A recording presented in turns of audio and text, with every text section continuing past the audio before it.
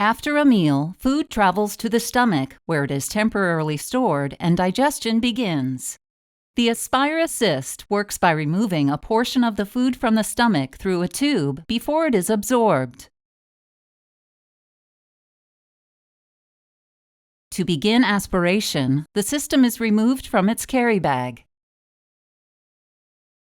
The reservoir is filled with normal drinking water, and the lanyard is placed around the neck.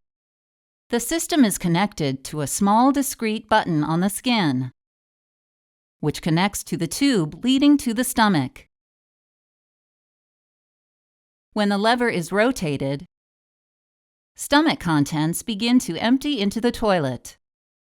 When the flow stops, the clamp is closed and the reservoir is squeezed. This infuses water into the stomach to help loosen food particles. Emptying starts again once the clamp is opened. The process can be repeated until the draining stops and about a third of the food is removed.